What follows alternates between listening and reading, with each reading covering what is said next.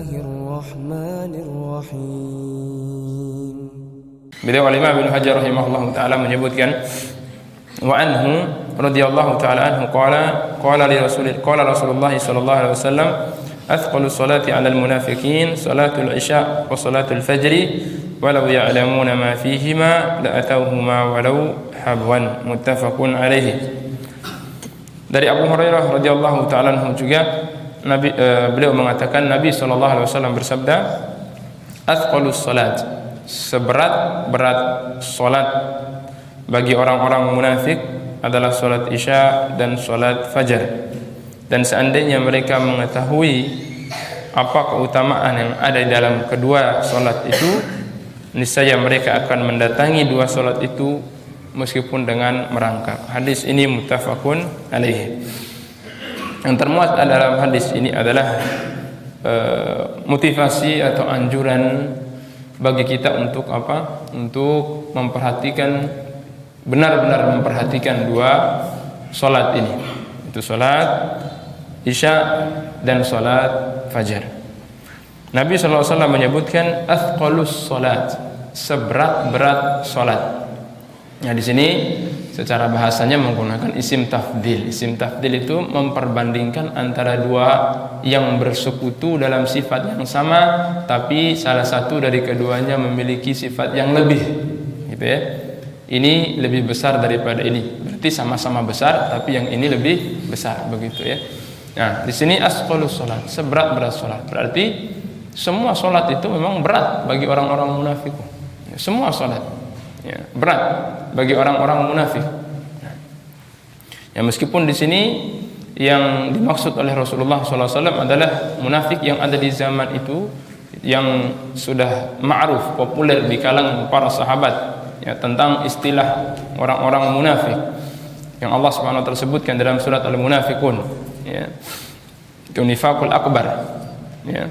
Berat bagi mereka apa? Semua urusan salat itu berat. Tapi yang paling berat bagi orang-orang munafik adalah salat isya dan salat fajar. Nah, di sini jemaah sekalian yang dimuliakan Allah Subhanahu wa taala, salah satu daripada apa? Amalan, bahkan amalan terbesar yang dengan itu kita menimbang kadar keimanan kita. Ya, kalau kita mendengarkan sepintas hadisnya biasa saja, ya, paling berat salat bagi orang-orang munafik yang langsung terasumsi dalam pikiran kita, oh itu munafik 1400 tahun yang lalu, di zaman itu, di zaman Rasulullah SAW. Kita lupa bahwa kadang apa? Kita terjangkiti penyakit seperti itu, ya, penyakit orang-orang munafikin. Nah, jadi di sini penyebutannya bukan hanya pembatasan orang-orang 1400 tahun yang lalu yang hidup bersama Rasulullah SAW, orang-orang munafikun. Setiap orang yang memiliki sifat seperti itu, maka ada indikasi terjangkit dengan penyakit-penyakit kenifakan dalam hatinya. Maka kita mengukur keimanan kita, kadar keimanan kita kepada Allah Subhanahu wa taala. Kita mengukur apakah kita terjangkiti penyakit kemunafikan atau tidak. Ya, kita ukur bagaimana kecintaan kita terhadap salat. Bagaimana kedudukan salat itu dalam hati kita. Bagaimana kita melaksanakan salat. Ya. Bagaimana kita memperhatikan salat. Bagaimana kondisi salat itu terhadap terhadap diri kita, dalam hati kita. Ketika kita melaksanakan salat, bagaimana perasaan kita? Apakah yang hadir adalah adalah perasaan perasaan beribadah, perasaan kedekatan dengan Allah Subhanahu wa taala, atau perasaan berat, ya? Perasaan berat. Kita menganggap bahwa ibadah salat itulah ibadah yang berat, yang seakan-akan yang dia sebagai penghambat kegiatan-kegiatan kita, ibadah salat yang selalu rutinitas menyita waktu kita dan seterusnya, ya. Nah, perasaan-perasaan itu kadang muncul. Nah, itu indikasi bahwa hati kita ada terjangkiti dengan penyakit-penyakit kemunafikan. Nah, jadi ketika kita mendengar hadis ini, mungkin dalam pandangan kita ya hal biasa saja yang dimaksud oleh Rasulullah SAW ini. Mungkin dalam asumsi kita bahwa orang-orang munafikin dulu yang ada 1400 tahun yang lalu yang hidup bersama Rasulullah SAW. Ya, memang awal daripada awal daripada sebab Nabi SAW mengungkapkan hadis ini adalah kepada mereka, tapi bukan terbatas kepada mereka, setiap manusia, entah di zaman mana, di kapanpun tempatnya, dimanapun tempatnya, ketika mereka memiliki ya atau mengalami penyakit yang sama seperti mereka, maka itu apa, indikasi bahwa dia terjangkiti dengan apa, penyakit kemunafikan. Nah, kita memperhatikan keimanan kita kaitan dengan sholat.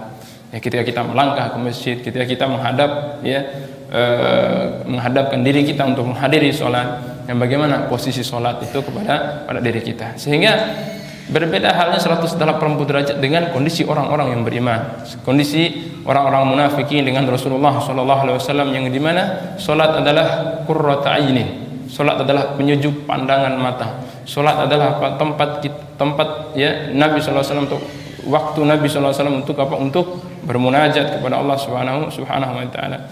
Ya, kondisi yang begitu luar biasa, bagaimana praktek sholatnya para sahabat, ya luar biasa. Dalam cerita-cerita sirah begitu ya, bagaimana kekhusyuan mereka dalam sholat. Ya, itu perbedaan ya dalam hati mereka, orang-orang munafikin dan para sahabat ridwanullahi taala alaihim. Sehingga kita terkadang merasa aman, ya, terkadang merasa aman. Oh, mungkin ya kita bukan yang dimaksud dalam hadis itu, ya tidak. Jadi kita bercermin dengan hadis-hadis seperti ini, kita melihat ya, enggak usah kita melihat orang lain. Jangan jadikan hadis ini sebagai senjata untuk kita apa? Untuk kita menyerang orang lain. Ah, ini orang munafik ini, berat dia sholatnya, sering masbuk, sering. Kita lihat diri kita. Nah, jadi jangan jadikan ini sebagai apa? Senjata untuk menyerang orang lain. Ciri orang munafik itu berat sholat maghrib, sholat isya, sholat subuh dan seterusnya. Ini orang munafik. Kita kadang lupa diri kita, ya. Kadang kita lupa diri kita.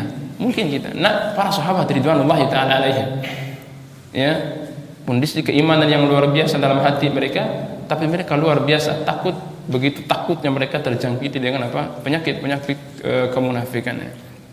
Ya. Lihat Umar radhiyallahu taala datang kepada Hudzaifah bertanya, apakah aku ini termasuk daftar orang-orang munafikin? Sekelas Umar masih takut dengan kemunafikan.